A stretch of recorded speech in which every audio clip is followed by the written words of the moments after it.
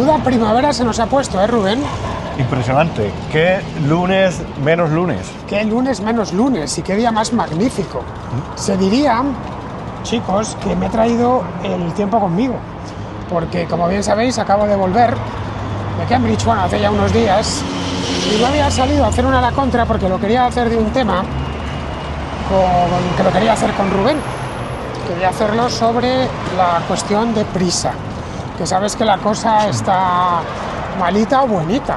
Podría estar muy buenita para el principal accionista de Prisa hoy, un señor de origen armenio conocido como Ourgulian, que es un apellido que cuando lo ves te acojonas un poco y dices, esto voy a conseguirlo decir de un tirón, y no, luego ya lo dices 2, 3 o 4 veces y ves que eres capaz.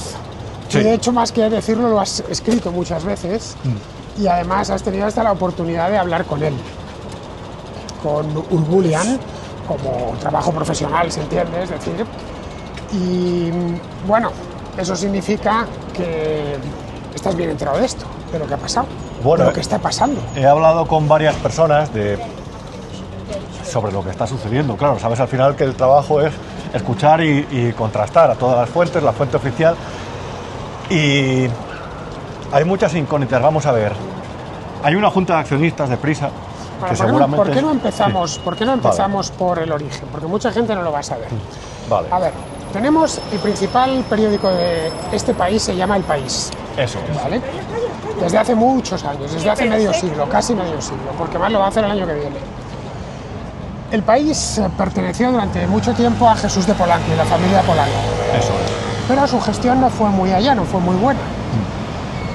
Y entró un accionista potente, un armenio, que vive en París. Es francés abuelo armenio. Claro, sí, francés eso. de origen armenio, que bueno, es un inversor en líneas generales, que bueno, invirtió en esto pensando que era una oportunidad de negocio.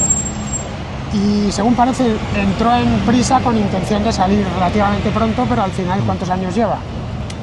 Pues es una buena pregunta. Entró como bajista en 2010, es decir, él cuando entró... Que lleva 15 años. Él cuando entró fue con una posición baja, que significa que esperaba que el valor de Prisa, esperaba ganar dinero con la bajada de la acción de Prisa en bolsa. Y luego ya a partir empezó a crecer, pero ya apostando de verdad por la compañía. Es decir, lleva 15 años ya. Bueno, que lleva media vida el hombre ahí. Se ha convertido en el accionista principal y por lo tanto no el único dueño. Recordad que Prisa es una sociedad anónima que además cotiza en bolsa. Sus acciones no valen demasiado, todo hay que decirlo. Y no valen demasiado porque Prisa y El País no es ajeno a la crisis de los periódicos en general, en España y en todos los países. Entonces, el problema que tiene El País es que es un periódico que tradicionalmente siempre ha estado muy cerca del Partido Socialista. Eso es. Y eso ya lo hace un elemento político. Claro. A ver, la crisis de Prisa, mi perspectiva particular. El grupo Prisa siempre ha sido muy potente. De hecho, ha sido el principal grupo mediático. También tiene la cadena SER. Y si recuerdas, cuando ellos montaron canal satélite digital, no recuerdo, hace 25 la televisión años, de pago, más de 25 años. Y anteriormente había montado Canal Plus, que tenían una posición importante en la televisión de pago, también con una licencia de televisión pública, de televisión convencional, fueron de las primeras que se dieron, una se dio a Canal Plus. Bueno, el caso es que Aznar se propuso en su día minar el poder mediático de Jesús de Polanco, por lo menos hacer un contrapeso, construir un cortapeso. Y ahí fue cuando apuestan por vía digital también.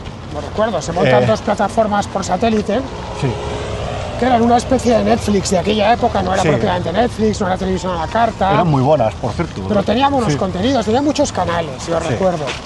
Yo estuve suscrito durante una temporada a vía digital por una oferta de estas que hacían, me vinieron a casa, me pusieron una antena parabólica, y me suscribí no por el fútbol ni los toros, porque ninguna de las dos cosas me interesan, sino porque tenían el canal de historia.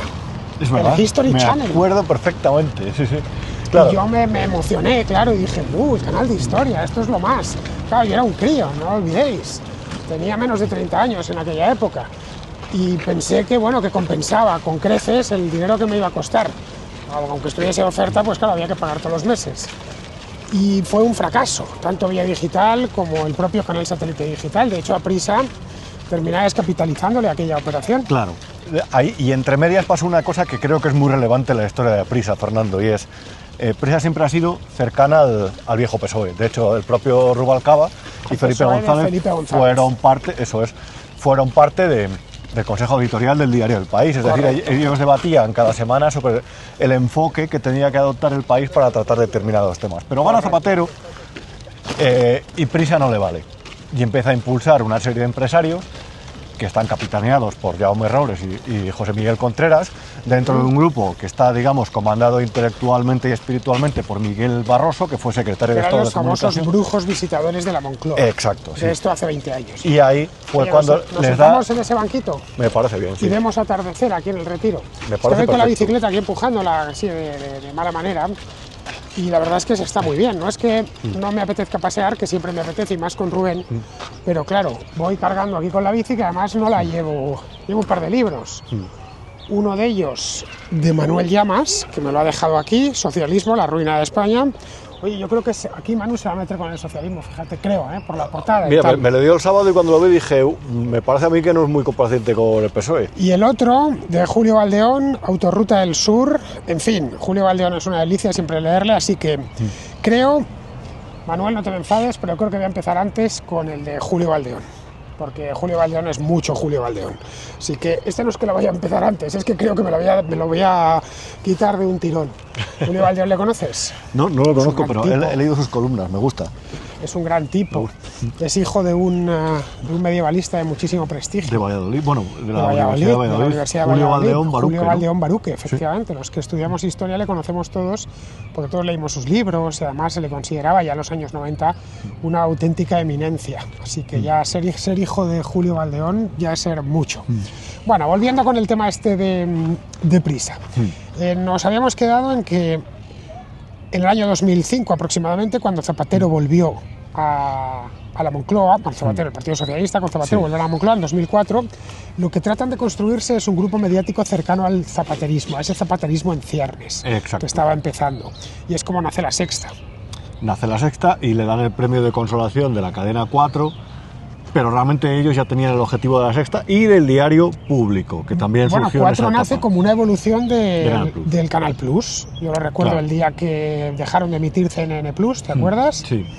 Y lo teníamos puesto en la redacción y un buen día dijeron, mañana ya está, ya no hay CNN Plus, nos tuvimos que pasar 24 horas. Sí, de hecho lo que les dieron es, si no recuerdo mal, bueno, es así, el permiso para emitir en abierto, porque había una parte que era codificada de la licencia. Correcto, sí, porque cuando se crearon las privadas a finales de los 80, hay una frase que pasaba a la historia mediática de España: no hay huevos para no darme a mí una cadena de televisión, que dijo don Jesús de Polanco, o sea, las coñas que dicen en Twitter, Parera, que le ponen a todo el segundo apellido de Rafael Nadal, Parera y Topuria, dijo, no hay huevos de darme a mí una cadena de televisión, y la verdad es que, por supuesto, que no hubo huevos, sí le dieron una cadena de televisión, pero el negocio no estaba tanto, en aquel entonces, 1988-89, en una cadena de televisión en abierto, sino encerrado, es decir, una cadena codificada, que ahí sí que yo nunca lo tuve, que te ponían eso entraba, era analógico, por supuesto.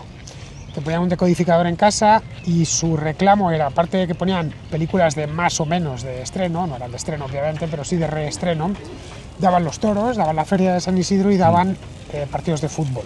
Eso es. Y luego una película porno, sí, subidita de tono, los fines de semana. El viernes por la noche era, ¿no? Sí. Que yo recuerdo que siempre tenías algún amigo que tenía el Plus en casa y de matute se las grababa, ¿vale? Y esa cinta circulaba por toda la cuadrilla. Era el inicio del contrabando, ¿no? Sí, esas cintas de VHS con las pelis del Plus. Claro, ¿tú te acuerdas del VHS? Es que tú eres muy joven. Sí, me acuerdo. No, yo tenía vídeo marca Akai, que yo creo que era japonesa, si no me equivoco. Tenía que serlo, todavía los chicos no habían entrado. Claro, pero tenía sus...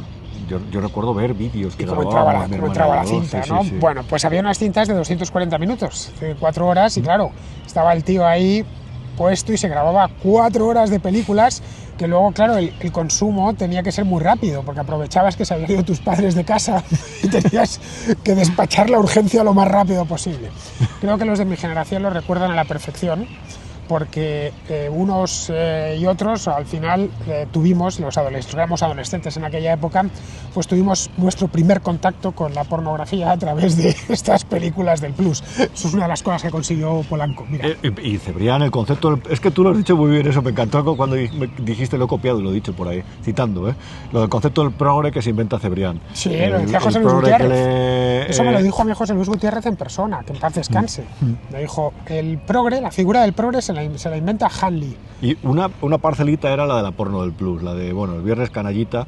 Esa era, bueno, por avanzar. Era una reelaboración del sábado sabadete, ya sabes, ¿no? Sí, el resto lo completáis vosotros. Bueno, volviendo con el tema. Ahí surgieron esos empresarios. Claro, 15 años después de aquella concesión que le hacen a Polanco, ven que la revisión ya del Plus está pasada, que hay tecnologías muy superiores como la de satélite. Han probado con lo del satélite digital, les ha salido fatal la jugada, la televisión es muy cara. Entonces, no, queremos una tele en abierto.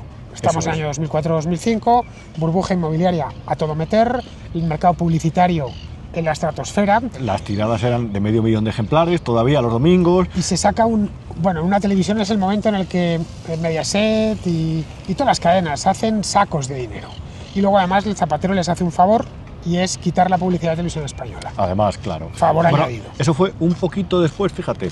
Cuando ya se intuía la crisis económica, ya a finales de 2007 fue cuando se empezó a negociar esa ley, que luego les vino muy bien porque se repartieron lo que se comían eran 5 principales canales.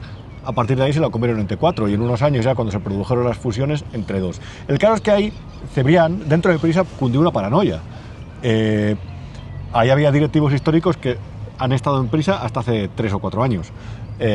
Sí, hasta 2021, que fue cuando Gürlen llegó a la presidencia.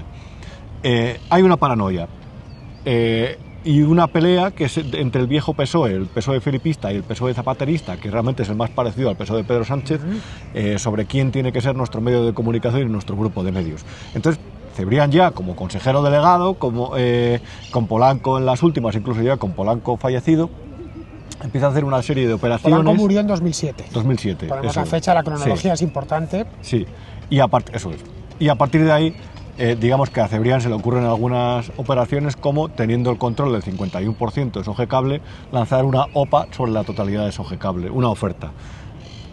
Y lo hizo porque él dice, según dijo en un desayuno informativo, porque Morgan Stanley le había dicho que podía posteriormente vender ese 100% de las acciones y deshacerse de la tele. Sí. Pero que estalló la crisis global, la gran recesión en ese momento y pidió a Prisa con una deuda de 5.000 millones de euros.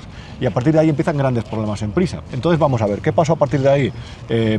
Se puede explicar de muchas formas, pero empieza a haber ampliaciones de capital.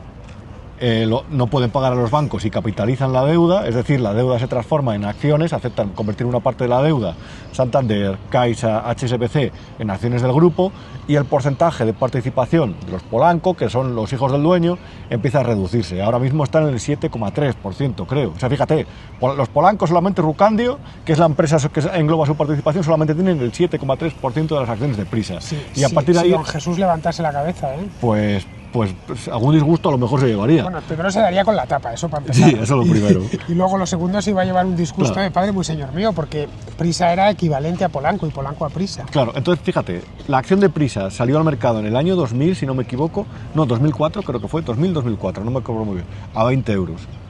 Ahora, después de Split, contra Split y demás, la acción cuesta 37 céntimos. Es decir, para comprar un ejemplar del país hace falta más o menos 6 acciones de Prisa. Qué cabrón. Sí, ahí sí, 1.000 y pico millones ya después de acciones, después de todas estas ampliaciones de capital, y ahí es cuando empiezan a entrar los fondos.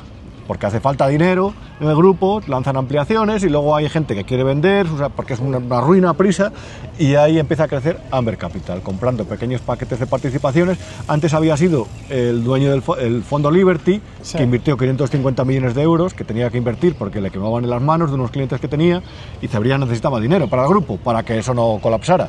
Vendieron Ediciones Generales, que es donde estaban diferentes sellos, vendieron la participación que tenían en Mediaset, que costaba una pasta, sí, vendieron su negocio en Portugal. El desmantelamiento del imperio. Eso es. Y a partir de ahí empieza a crecer Amber Capital, que es un fondo que es pequeñito, tiene 1.000 millones de euros en activos, es un fondo de los pequeños, si lo comparas con BlackRock y compañía, claro, empieza a crecer hasta tener el 29,99% de las acciones de Prisa. es el principal accionista con mucha diferencia. El segundo es Vivendi, grupo francés, multinacional francesa, que tiene todo tipo de negocios. Vivendi es gigante, no hay una empresa audiovisual así en toda Europa. Salvo Vivendi, que tiene además negocios yo creo que todavía conserva Discovery, tenía Blizzard, es gigantesco, tiene negocios. Y que el dueño de Vivendi es más bien de derechas. Es de hecho de la derecha radical francesa. Tiene también negocios de explotación de materias primas en Francia. Es una cosa gigantesca Vivendi. Y es el segundo accionista de estos millonarios franceses que viven en un castillo en la campiña. Sí. Y además típica empresa familiar que se gestiona con un criterio familiar que muchas veces no es el más eficiente, pero les ha ido bien. Se han hecho archimillonarios. Y tiene el 11,8% de las acciones de Prisa y es el segundo accionista. Y luego ahí pues queda el 3% de Santander. Claro, aquí había una jugada de la que se ha hablado, tú has hablado bastante, y era la posibilidad de que Vivendi, que no había invertido en el mercado español más allá de este porcentaje pequeño de Prisa, quisiese entrar. Claro, el dueño de Vivendi, aparte de ser de derechas, le gusta que se sepa que es de derechas, sobre todo a través de sus medios. Claro. Aquí supondrían, bueno, lo siento, Pepa Bueno, pero supondría pegarle un cambio a la redacción y a la línea editorial de Padre Muy Señor Mío. Vamos, si lo hace, a lo mejor entraba con una excavadora, porque iba a cambiar absolutamente todo ahí. Eso es realmente el run run. Esto es muy interesante porque O'Gurlian pierde el contacto con el gobierno hace 9 meses, en un momento en el que, según me han contado las partes... declara la guerra, hay un artículo publicado que yo cuando lo leí, bueno, me quedé, no me lo podía creer. Claro. Dije que, claro, ya sabes los empresarios lo cobardes que son en España. Efectivamente. Es una cosa impropia. No, pero este ha ido a por todas. A por todas. ¿Y por qué es? Pues porque gente que no tenía... A ver, hay... La participación en Telefónica en Prisa, espero que se esté entendiendo porque es un poco lioso todo. La Telefónica tenía una participación en Prisa porque un buen día, y además es que no tiene otra explicación, un buen día César Alierta se levantó de la cama y dijo voy a comprar 100 millones de euros en bonos de Prisa. Y después, cuando Telefónica se compró Digital Plus, que era de Prisa, una parte la pagaron en acciones. Eso era la parte las dos partes de la participación en Telefónica. Y Payete decía, joder, perdón, he gritado mucho, Payete decía... ¿a mí para qué me sirve esto? Para darme problemas y dolores de cabeza la participación en Prisa, la pongo a la venta.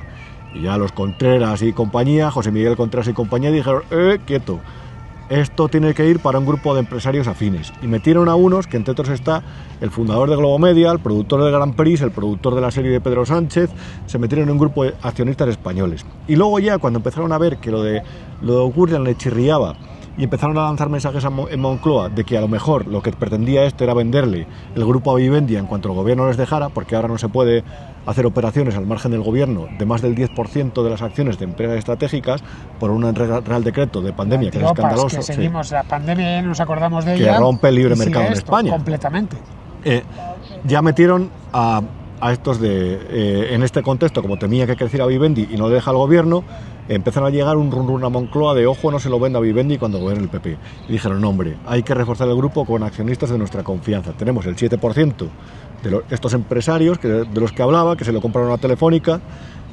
Tenemos un 5% de un empresario cercano al PSOE, que es el dueño de Balearia, del sector naviero, que se llama Adolfo Autor, y otro que se llama Diego Prieto, Martagón, creo, segundo apellido, que tiene el 3%, que era un empresario de ambulancias de Sevilla. Bueno, un antiguo empresario de ambulancias. Empezaron a hacer un bloque de accionistas españoles. Y a la vez... Balearia siempre ha sido una empresa que nació para hacerle la competencia transmediterránea. Eso es. Es una empresa que ha tirado un poquito hacia la izquierda. De hecho, llegaron a tener un buque que se llamaba Manuel Azaña hace unos cuantos años. Sí, tenían relación con el PSOE andaluz, también el dueño, bueno, sí. José Miguel Contreras era el responsable editorial del País y la cadena SER. Era una especie de asesor y consejero, y además era tertuliano de hoy por hoy, porque Contreras lo que quiere ser siempre es el niño del bautizo, la novia en la boda y el muerto en el entierro. Siempre era así. De hecho, cuando vendió un programa a Televisión Española con su productora, el de Julia Otero, que volvió Julia Otero a la 1 muchos años después, él se puso de tertuliano, era productor y tertuliano. O sea, es un tipo que le encanta figurar y... Cada cual es como es, pero hombre, si eres asesor y figuras, te van a... Es lo contrario del otro Miguel, que en paz descanse. Eso es. Que a este le gustaba estar... Era más civilino, más... Sí. Y en ese momento ya dijo O'Gurlian, oye, estos me están intentando mangonear en el grupo, me quieren crear una televisión porque Moncloa, como Pedro Sánchez piensa que el ecosistema televisivo está desequilibrado en favor de la derecha, quiere... Que mentira, es una cosa incomprensible. Mentira, o sea... No sé en qué lo piensa, porque podría decir, el sistema de prensa de papel, bueno, pues ahí tienes al ABC, tienes La Razón, tienes al Mundo, ya sabéis, para esta gente es derecha extremísima todo lo que no sea que le baile en el agua, pero bueno, ahí sí podrías decir que está más centrado. Pero en televisión... En absoluto. ¿Cuál? En absoluto. Pues de hecho, a los pocos que hay, como son Pablo Motos, Ana Rosa y Vicente Vallés, los persiguen y los han criminalizado de forma bastante injusta, por cierto, porque las comparaciones son odiosas y se puede comparar con otros que son todavía más radicales. Pero bueno, el caso es que Pedro Sánchez dijo... vamos a hacer una modificación que nos obliga a Europa del espectro radioeléctrico, que es dentro del aire hay una serie de frecuencias por las que se emite la televisión, ese es un bien público, vamos a hacer una evolución tecnológica de ahí y va a quedar un huequito libre para montar un canal. Prisa, ya está, prisa, aquí tenemos a los amigos, vamos a encasquetarle a Prisa este canal. Y O'Gurlian dijo, yo no voy a pagar esto, porque voy a pagar 25 millones de euros al año por este canal. ¿A razón de qué? Claro. Se cansó, porque estos le seguían haciendo la cama. En Moncloa, una vez empezaron a lanzar estas teorías de la conspiración sobre Vivendi, le dejaron de responder al teléfono hace 9 meses, como publicaba el otro día en el Independiente, y ahí fue cuando llegó un momento, un consejo de administración, el pasado febrero, que Vivendi dijo, mira, no hay tele, se acabó, y vosotros además os tenéis que ir de la compañía, os despido. Se cargó al presidente ejecutivo, que se llama Carlos Núñez, se cargó a Contreras, que por cierto, la mañana que le entregaron el despido no apareció por el despacho y lo tuvieron que buscar por toda la tarde, es que fue una cosa muy cómica, y se cargó a Enrique Hernández, que si recuerdas venía de Televisión Española, del periódico de Cataluña, y ellos iniciaron una guerra contra él. Lo que pasa es que este ha sido listo y ha hecho una operación financiera un poco difícil de explicar, que es una ampliación de capital, donde antes había 100 acciones, ahora hay 110, ¿vale? Es decir, equivalente al 10% del grupo. Esto es curioso porque cada vez que lo explico, unos me dicen que lo explico de una forma muy cateta y otros me dicen que es que no se enteran cuando lo explico. Pero bueno, yo creo que hay que explicar. Lo explicas estupendamente. Sí. Donde había 100, hay 110 acciones. Entonces, él negoció la entrada de la compra con bancos de inversión que son amigos suyos y fondos de inversión o que son de su confianza. Y lo que ha supuesto, si donde había 100, ahora hay 110, se han diluido la participación de los críticos. Han pasado de tener el 16% de Teletodos al 13%. Los críticos, que la Junta de Accionistas se lo querían cargar, han visto cómo les han quitado todas las opciones dentro de esta guerra. 3-14, vamos. Claro, lo que pasa es que ellos prometen guerra.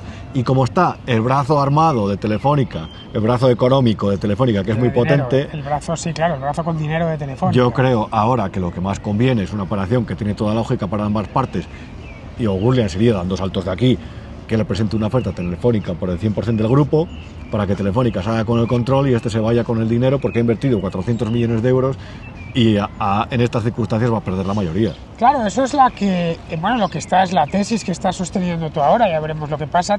A ver, Rubén está bien informado, pero no es adivino, no penséis que tiene una bola de cristal, nada de eso. Tiene lógica, esto que estás comentando, lógica además aplastante, y es que termine vendiendo todo su paquete a Telefónica. Y tendríamos al gobierno, como en tiempos de Aznar, utilizando Telefónica con fines mediáticos. Sería absolutamente escandaloso. Sería un déjà vu tan brutal.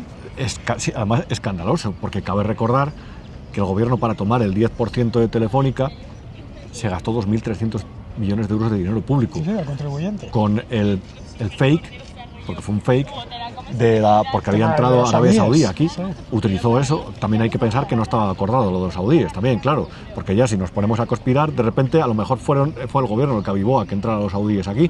No lo sé, eso es simplemente una conjetura, pero es un escenario perfectamente probable.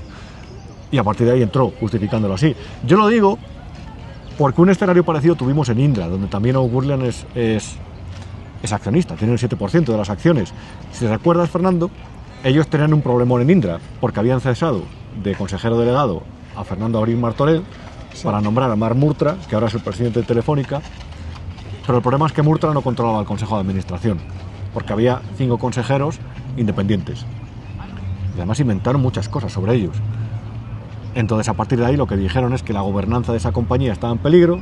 El Consejo de Ministros acordó para que el Estado volviera a crecer en Indra hasta el 25%, crecieron y, curiosamente, haciendo uso de Ugurlian, que sirvió ahí de parapeto de ellos, de avanzadilla a la Junta de Accionistas, cesaron a los 5 consejeros una vez habían crecido. O sea, utilizaron la misma estrategia. Tenemos un enemigo y como es una empresa estatal, tenemos que entrar aquí para tomar el control. Y como es una empresa estratégica, tenemos que controlarla. Bueno, como veis, el juego es a muchísimas bandas. Cuesta incluso seguirlo si no estás al día. ¿Cuándo crees que tendrá el desenlace? Es decir, ¿esto va para este año? Sánchez anda muy apurado, francamente apurado. ¿Tú crees, pero es posible que haya elecciones anticipadas? No seguro, pero posible. Mira cómo está el panorama con los presupuestos. Es decir, lo deben de tener entre las posibilidades factibles, vamos. Yo siempre y para eso necesita, claro, con el país siempre ha contado, ha estado en primer tiempo de saludo. En este caso que ya no cambiaría gran cosa, porque ya el país es de un servilismo hacia Pedro Sánchez y todo el sanchismo que roza lo lamentable. De hecho, se les han ido muy buenos columnistas de aquel diario. El caso, por ejemplo, de Fernando Savater quizás sea el más llamativo, pero no es el único. Sí. Mira, yo creo que ¿tú no ves algo raro en los diferentes movimientos del gobierno que te hacen ver que aquí va a pasar algo? Es que son a veces contradictorios, entonces tampoco te permiten ver una tendencia. Ese es el tema. Es decir, a ver, yo creo que está claro que el gobierno tiene un nivel de desgaste muy grande, que tiene un descrédito popular masivo, es decir, Pedro Sánchez ni ningún ministro puede salir a la calle sin que le abucheen, especialmente Pedro Sánchez, pero luego por otro lado todavía tiene apoyo parlamentario y lo más importante de todo, tiene una serie de problemas en los tribunales que le disuaden de hacer cualquier movimiento que le saque del poder. Esa es una clave importante, pero mira, no ha podido presentar un presupuesto, no se ha negociado un presupuesto porque no ha presentado un proyecto presupuestario. Y eso es muy importante, en un momento en el que se está decidiendo sobre algo que va a ser tan relevante desde el punto de vista presupuestario como el rearme europeo, en un momento en el que a partir de 2025 se va a empezar a cortar el grifo de los fondos Next Gen. Si recuerdas, el calendario terminaba en 2025. Correcto. Eso es lo que ha hecho que una parte del crecimiento económico se debe a las inversiones de los fondos Next Gen. Se debe al gasto público. Sí, eso es. Y luego cosas como el cargo de Payete en Telefónica se tenía que renovar en abril, en la Junta de Accionistas de Telefónica en abril. Y de repente ellos dieron el paso adelante de cargarse en enero a Payete para nombrar a su propio presidente. Eso puede decir dos cosas. Yo lo digo por analizar diferentes escenarios.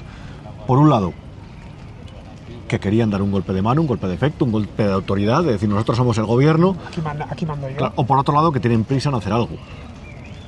Por otro lado, han hecho una cosa que también hizo el gobierno del PP antes de unas elecciones. El último concurso de licencias fue justo antes, o durante, mejor dicho, de aquellas elecciones autonómicas y municipales que fueron muy relevantes. Fueron las de 2014 o 2015, creo. Fueron muy relevantes porque ahí van a perder, o intuía, muchos ayuntamientos por el crecimiento de Podemos, o algunos ayuntamientos se rumoreaba que iban a ir a Podemos. Y luego es verdad que tuvieron 5 millones de votos. Fue una cosa espectacular. Y ahí convocaron un concurso de licencias porque ellos estaban descontentos con el pábulo que se daba a Podemos en los platós, sobre todo de La Sexta y de 4. Y eso les sirvió para tener atenta, o tener por lo menos preparados para pasar revista a las televisiones. Ahora ellos han vuelto a convocar el concurso para una licencia. Y eso lo que hace, por ejemplo, es que a empresas como A3 Media, que podían tener una actitud más hostil, ten en cuenta que ellos les agredieron. Por ejemplo, con el tema de Broncano, fue una agresión hacia uno de las claves del negocio A3 Media. Una de sus estrellas, claro. Se ha vuelto a convocar un concurso de licencias. Entonces, a lo mejor no hay unas elecciones en el horizonte, o a lo mejor sí, pero hay una serie de movimientos que te hacen ver que ellos están preparados para algo, están preparados para la batalla, sí. Que no les pillen pelotas. Claro, y entonces... No olvides que Pedro Sánchez, si algo sabe hacer bien, es resistir. Y lo hace muy bien. Eso y la propaganda se les da... Claro, lo que pasa es que ahora, sin sumar, ahora yo creo que saben que si convocan elecciones no van a poder gobernar. No, sería prácticamente imposible. La carambola, bueno, ni ahora ni hace un año, la carambola que les salió en el verano de 2023 fue una cosa casi milagrosa. Y me da la impresión que, bueno, pues que esto Pedro Sánchez lo sabe, porque este hombre de tonto no tiene un pelo. Claro. Es malo, ¿vale? Pero tonto no es.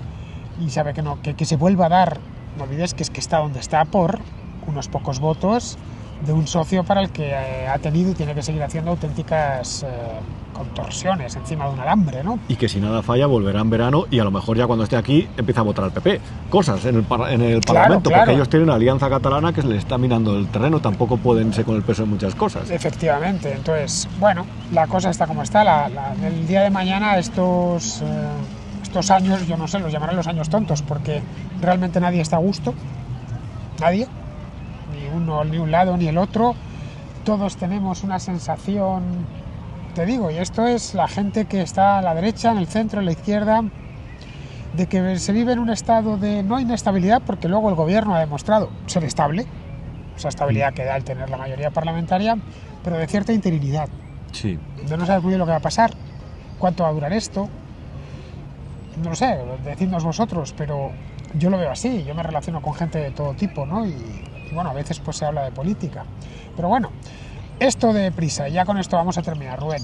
Esto de Prisa, ¿crees que lo tendremos antes del verano? Puede ser. Es posible, y te digo ¿no? por qué. Yo creo que es un detalle muy curioso. Sabes que por ejemplo, Paramés le gusta leer historia, Sí. porque sabe a partir de la historia lo que intenta hacer es un poco más sabio y docto para realizar Porque sus para mí es inversiones. un tío muy listo. Sí, Y es sabe un que la genio. historia es el saber central de las humanidades. Eso es. A Gurlian le gusta la estrategia militar, sobre todo. Y lo dice todo el mundo que le conoce.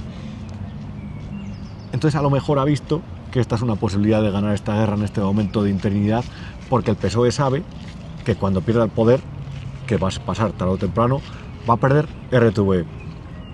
Puede perder Prisa perfectamente. La Fiscalía General Claro, del Estado eso es, o por lo menos, fíjate con lo de Prisa lo que puede pasar. va a meterse en una crisis interna importante y los periódicos más cercanos pues se irán con un bando o con el otro. Y además que cuando la lógica invita a pensar que cuando el PSOE no esté en el gobierno, Prisa va a recibir menos ayudas. Llámese fondos para la digitalización, llámese publicidad institucional. A lo mejor no hace falta que pase nada en Prisa, sino que simplemente sin las ayudas, Prisa Rubén, es mucho menos El rentable. refrán, cuando no hay harina, todo es mohina, ¿no?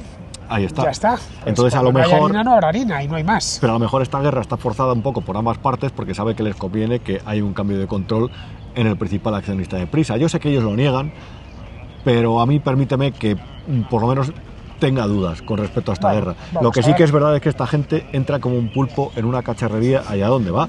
De hecho, hay una en Bloomberg, han metido a uno que estaba que se llama Daniel Basteiro, que estaba director de Infolibre, perdón por decir el nombre, pero es para explicar la cuestión.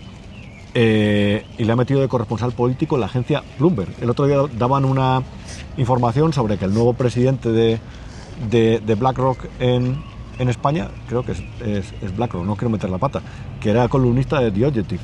Y ella dice, vale, ¿y qué? ¿Qué más da? O sea, ¿qué más da lo que sea? Este es el nuevo presidente de un banco de inversión, banca privada aquí en España. Pero esas noticias antes no salían y ahora sí que salen, porque ellos saben hacer sus movimientos. Entonces, claro, hay un tipo que es el presidente de un fondo de inversión que les ve llegar a su compañía, les ve que está montando una tele dentro de su empresa, le dicen, queremos españolizar al grupo, y dice, que estos me van a montar la guerra y si yo quiero algo les tengo que tener fuera, y a partir de ahí empezamos a negociar. Y yo creo que es lo que mejor explica lo que ha pasado en Prisa. Bueno, pues aquí, chicos, vamos a terminar ya, no queremos quitaros más tiempo. Creo que ha quedado claro, como lo has explicado, es muy didáctico. Ya sabéis que está teniendo un éxito arrollador Rubén con lo que no te han contado. Gracias, y no es para gracias. menos. Y no es para menos. Esto ya no puedes decir, no, bueno, es ahora. No, es todas las semanas, macho. Todas las semanas. Sí, gracias. No, lo hago con ilusión, la verdad, o sea que bueno. Es que las cosas que hace uno sin que nadie le apriete las tuercas ni le toque las narices se hacen siempre con ilusión, Rubén. Sí, correcto. Es inevitable.